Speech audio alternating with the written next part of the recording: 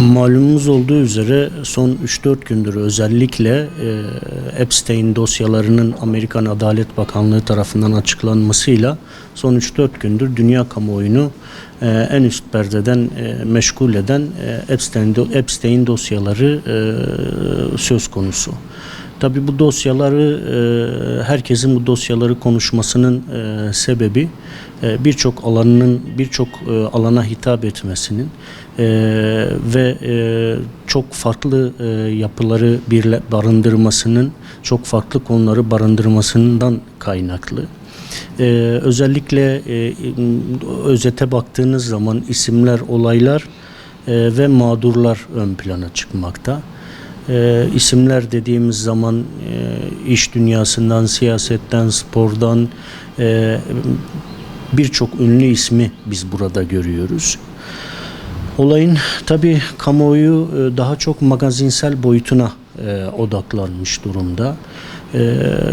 Bu da aslında olayın ortaya çıkışındaki komplo teorilerinin bir nebze neden ortaya çıktığına dair, neden bunların yayınlandığına dair birçok komplo teorilerinin aslında çok da yerinde teoriler olmadığını gösteriyor. Çünkü olay bu şekilde konuşulduğu müddetçe, yani magazinsel boyutu konuşulduğu müddetçe olayın aslına dair, biz arka planına dair birçok şeyi kaçırmış oluyoruz. Aslında ortaya çıkarılmasının sebebi de olayın magazinsel boyutunun aslında konuşulması. Buradan yani ikinci bir sonuçsa, magazinsel boyutun dışında ikinci bir sonuçsa, somut çıktı olarak herhangi bir şeyin elde edilememiş olması. İlk değil Epstein dosyalarının açıklanması. Muhtemelen son, açıklanmayan belge olmadığını söylediler ama muhtemelen son olacak buradan hareketle. Fakat daha önce de bu belgelerin bir kısmı sızmıştı basına. Tüm bu süreçlere rağmen, ortada bir suç olmasına rağmen suçluya dair bir kanıt, suçluya dair bir yargılama süreci söz konusu değil. Yine açıklanan belgeler içerisinde ciddi bir sansürün de olduğunu görüyoruz. Nedir Epstein? İşte Jeffrey Epstein bir Yahudi kökenli Amerikalı. Üniversiteyi yarıda bırakıp terk etmiş. Önde gelen Amerikan okullarından birinde lise öğretmeni olarak iş hayatına başlamış. Daha sonrasında burada öğrenci velileriyle olan ilişkileri çerçevesinde, zengin velilerle olan ilişkileri çerçevesinde finans hayatına atılmış ve ciddi paraları bir kereden kazanmış. Ciddi bir birikim elde etmiş. Bu elde ettiği birikimlerle temel mantığı hedonizmden hareketle, yani zevke dayalı bir hayatı esas alacak şekilde bir ağ oluşturmuş. Ve kısa sürede bütün dünya üzerinde etkileri olmuş bir adam. Tabii bir kişiden bahsedersek, yani bunu Epstein'in üzerine indirgersek bu da hata olmuş olur. Çünkü bir kişinin kesinlikle bu organizasyonu, bu birikimi yapması imkansız. Bir ekip, hatta bu ekibi destekleyen bir kurumsal yapı söz konusu olduğu çok aşikar. Burada temel öne çıkan birkaç madde var. Az önce ifade ettiğim gibi ilki hedonizm, yani insanın zevke dayalı, insanın zevk almayı temel felsefe olarak benimsediği ve bu zevklerin sonunun olmadığı, dolayısıyla insanın en karanlık, en derin yüzünü ortaya çıkaran bir felsefe söz konusu. Bunun sonucu olarak da çıkan dosyalarda genel manada pedofili, ensest, işte çocuk kurbanlar, insan eti yeme, kan içme gibi ritüel, ayin babında yapılan şeyler var. Tabii bunlar ilk etapta hemen kabalistik felsefeyi, yani kabalistik kültürü bize hatırlatıyor. İkincisi ise bu suçların tabiri caiz olacaktır. Bu suçların işlendiği mekanlar, yani tam anlamıyla profesyonelce bir ada satın alınıp bu adada icra edilmesi. İşte New York'ta bir apartmanın komple bu işlerle ilgili olması. Çok teferruatına, nelerin olduğuna dair teferruatına girmek istemiyorum. İnsanın aklına, hayaline gelmeyecek şekilde iğrençlikler söz konusu. Ama olayı mümkün olduğunca özünden yakalamaya çalıştığım için bu şekilde ifade ediyorum, özetine girmiyorum. Yine dediğimiz gibi bir bina ve bunun dışında jet uçaklarla işte Lolita Express denilen ülkeler arasında seyahat ederken partilerin düzenlendiği 3 çeşit bir işte bu suçların işlendiği mekanlar tahsis edilmiş. Tabii üçüncüsü, burada dikkat çeken maddelerden üçüncüsü ise bir özgüven söz konusu. Yani nasıl bir özgüven? Bu işler icra edilirken ciddi şekilde bir bana bir şey olmaz güvencesi var. Yani bu işlerin hem içinde olanlarda hem de bu işi Epstein'le birlikte organize eden ekipte. Bu bana bir şey olmazdan kastımız nedir? Aristo'nun aslında insanı tanımlarken, insanın vicdanını tanımlarken 4 unsur üzerinde durur. İnsanın nelerde kendini sınırladığını ifade ederken. Bunlardan birincisi işte bir insan bir suçu işlerken veya işte kendi istediğini gerçekleştirme noktasında devletin koyduğu kanunlar çerçevesinde cezalardan korkarak kendini frenler. Diğer taraftan toplumsal ayıplama insanı frenleyen diğer unsurlardan biridir. Üçüncüsü yine insanın kendi vicdanı insanı frenleyen, ahlaki temelleri olan vicdanı insanı frenleyen unsurlardan biridir. Son olarak da Allah korkusu dediğimiz olay, Tanrı'nın koyduğu kurallar insanı frenleyen şeylerden biridir. Fakat bu öyle bir özgüven ki ne devletten korkuyor, ne vicdanı var bu insanların, ne toplumdan ayıplanmaktan korkuluyor. İşte farazi Trump'ın çapkınlıklarından bahsediliyor sürekli. Trump ortaya çıkıp da ya ben utandım bundan gibi bir şey de demiyor. Bunları zaten yapıyor. Bunlarla da övünüyor. Bir devlet başkanı olarak da, bir devlet başkanı olmadan önce bir zengin olarak da bunlardan utanacak bir şey söz konusu değil. O derece bir özgüveni var. Bu bana bir şey olmazın aslında arka planında bu ağın, yani kurulan bu ağın, birazdan ifade edeceğimiz bu ağın ne derece hakim olduğu dünyaya ve bu algıları oluşturan kesime ne derece hakim olduğunu da aslında bu özgüven göstermiş oluyor. Dördüncüsü tamamen elitler üzerinden, yani bu Epstein ve ekibinin tamamen elitler üzerinden yürüttüğü bir ağ söz konusu. Ve bu ağın sürekli networklerle genişletilmesi, birbirine çapraşık, girişik ilişkilerle genişletilmesi. Yani burada sadece affınıza sığınarak söylüyorum, cinsel anlamda cinsel anlamda keyifleri yakalayan bir birliktelik değil söz konusu olan. Bunlarla sağlanan network'le iş dünyasına yönelik de çeşitli kararlar alınıyor, siyasete dönük de çeşitli kararlar alınıyor, sanata dönük de çeşitli kararlar alınıyor.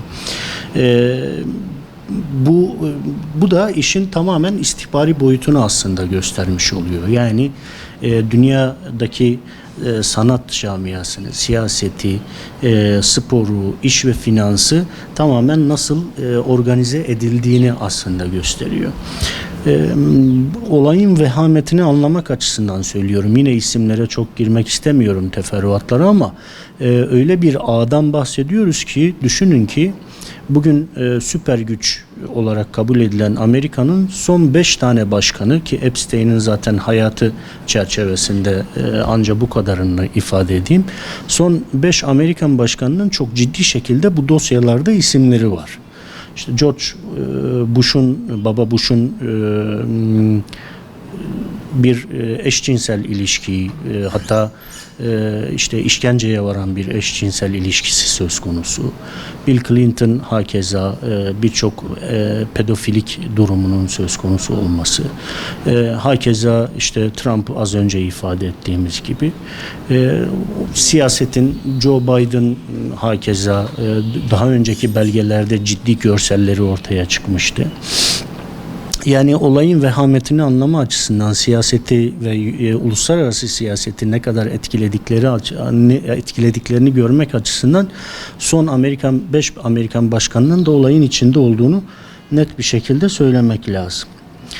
Tabii bu özgüvenle birlikte, özgüven ve bu ağ aslında kendileriyle beraber bir şeyi de getiriyor. Her şeyi kayıt altına alıyorlar. Ama akla hayale gelmedik en ufak teferruatları bile kayıt altına almışlar. Kayıtlar da iki şekilde, bir yazılı kayıtlar, iki görsel kayıtlar.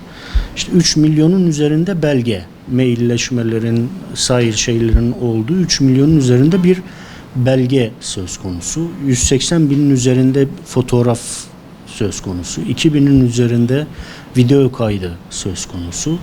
Ve bunların daha yayınlanmayanlarının da olduğu ifade ediliyor.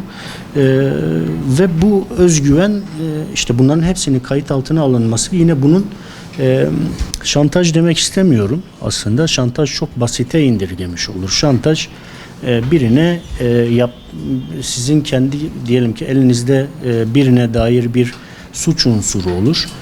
Yapmak istemediği bir karşı taraftaki bir kişinin yapmak istemediği şeyi yaptırırsınız.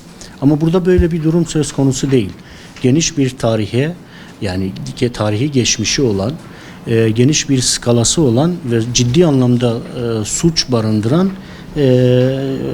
birçok şey var. Kayıt var elde. İşte tam olarak bunu aslında kararlar, belli bir karar da söylemek istediğim o da, yani belli bir karara odaklanmak değil, gözüm üzerinizde. Yani her istediğim şeyi yapacaksınız. Ben sizden somut olarak bir şeyi istemiyorum ama benim istemediğim hiçbir şeyi de yapmayacaksınızın net şeyi. Ne yaparsanız yapın, bakın şu anda o oluşturulan hava aslında somut çıktı olarak elde bir suçlu olmamasına rağmen bu kadar konuşulanların olması, bu ağın içerisinde yer alan insanların kendi suçlarını bilmesi ve psikolojik olarak bu insanların istemediği hiçbir şeyi yapmaması sonucunu getiriyor. Yani ifade etmek istediğim aslında tamamen bu. Yani şu mesela konuşulan bir gündem son zamanlarda, Amerika İran'a girmediği için İsrail Amerika'nın İran'a girmesi için Trump'ı sıkıştırıyor. Bu Alexander Dugin'in, Rus siyaset bilimci Alexander Dugin'in ifadesiyle çok basite indirgenmiş bir sonuç olur. Epstein dosyalarını çok basite indirgemek olur. Aslında bugün küresel manada dönen bütün ne varsa işte Siyonizmin çarkının dışına çıkmayacak şekilde Siyonizmin herkese bir sarı kart göstermesi. Ne yaptığınızı biliyorum, elimde kozlarınız var, bunu dikkatli davranın. Niye Siyonizm? Birincisi zaten Ehud Barak'la olan yazışmalarında, mailleşmelerinde net bir şekilde Mossad'la olan irtibatı Epstein'in ortada. Mossad'ın, yani hani az önce ifade ederken, yani Epstein ve bir ekibin sadece bu olayları yönlendirmesi gibi bir durumdan söz konusu olamaz. Arkada bir kurumsal zeka, bir kurumsal destek de var dediğimiz aslında Mossad'ı göstermiş oluyor. Tabii Mossad söz konusu olunca Siyonizme doğrudan çıkmış oluyoruz. Bunun diğer bir yansıması, bu aslında bizim için ilk değil. Biz bu filmi daha önce WikiLeaks belgelerinde de izlemiş olduk, görmüş olduk. Yani dünya siyasetine, dünya yönetimine bir ayar vermeyi bu şekilde gerçekleştirmiş oldular. Sonuç ne oldu? WikiLeaks'tan ortaya çıkan herhangi bir suçlu veya yargılanması veya işte ceza alması gibi bir durum söz konusu oldu mu? Yok. Yine konuşulanlar konuşuldu. İstenilen çizgi, hatlar belirlendi. O hatların dışına çıkılmaması noktasında oluşturulan işte o ne derler, günah ağı içerisinde olan insanlar ki hemen hemen neredeyse hiç olmayan, yani Avrupa yönetiminde, Avrupa sanatında, Batı'da ya da Doğu'da ne varsa dünyadaki elit bütün insanların hemen hemen isminin geçtiği bir belgelerden söz ediyoruz. Bunların hepsinin belli bir kalıba oturtulduğu, belli bir bize hep destek, sonsuz destek formatına oturtulduğu bir olaylar silsilesinden bahsediyoruz. Son olarak bu WikiLeaks Epstein belgeleri, paylaşılan belgeler bize aslında Batı medeniyetinin gerçek yüzünü gösteriyor. Ahlaki anlamda gerçek yüzünü gösteriyor. Ki bu son zamanlarda ikinci kere net bir şekilde gördüğüm şey. Birincisi Gazze'ydi. Oradaki soykırımdı. Oradaki soykırımın, yani soykırım tanımlarının çok çok daha ilerisine gidebilecek ama bütün bu evrensel değerleri koyan Batı'nın bu suçları işleyebileceği, kendisine yönelik bu kuralların geçerli olmadığını net bir şekilde Gazze'de görmüştük. Bunun gayri ahlaki boyutunu, yani insan öldürme, soykırımın dışında çok daha ileri boyutlarda bebek öldürme, bebek pedofili gibi durumların da söz konusu olduğu Epstein'in de Batı'nın gerçek yüzünün aslında ne olduğunu biz görmüş oluyoruz. Dolayısıyla durum bu. Durum evet, belki Amerika'nın İran'a girişiyle ilgili bir sonuç da doğurabilir bu Epstein belgeleri, fakat salt manada buna indirgemek aslında çok basite almaktır. Neyi getirir? Bir sonuç yok ortada. Çoğu sansürlenmiş birçok belge. Sansürlenmeyen sadece mağdurlar. Mağdur olan insanlar, kız çocukları sansürlenmemiş ama isimler, olaylar, birçok şey ya da sansürlenmeyen sadece Epstein'in kendisi ölmüş gitmiş. Zaten artık oradan da bir sonuç çıkmıyor. Neyi getirir? Bu bir şeyi getirmez. Dünya kamuoyu bunu sürekli konuşur. Dolayısıyla sonuç ne olmuş olur? Bunun konuşulması, gündem olmuş olması olur. Zaten istenen de bu olduğu için belli bir dünya kamuoyuna, dünya elitlerine bir ayarın verilmiş olması sonucu ortaya çıkmış olacak.